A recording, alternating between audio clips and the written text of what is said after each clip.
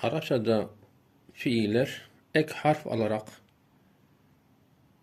anlamının genişlemesine veya yeni bir anlam kazanmasına imkan sağlar, olanak sağlar.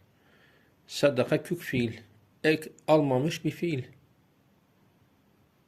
Saddaka, ortadaki harfin şeddelenmesi, yani tef'il bölümüne girmesi.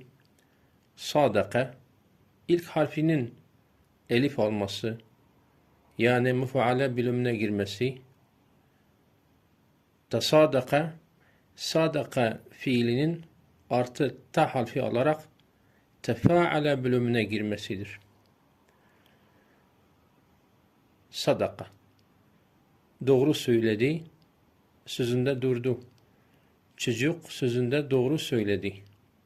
Sadaka, doğru söyledi. El-veledu, çocuk.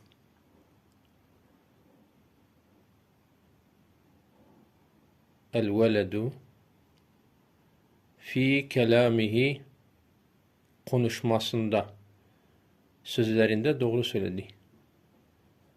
Fi kelamihi.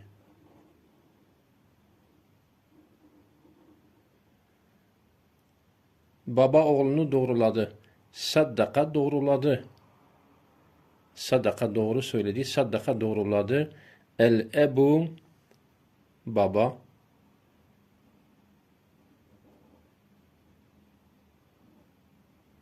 Veledehu, oğlunu doğruladı.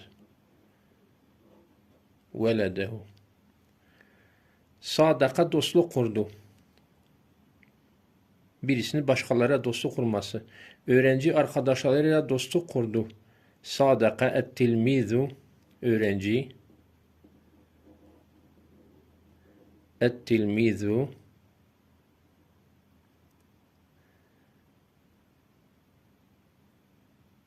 Zümelâehu, arkadaşlarıyla dostluk kurdu. Zümelâehu.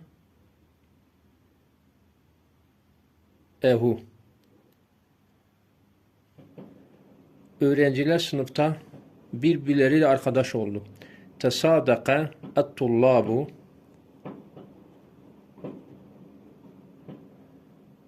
Et-tullabu,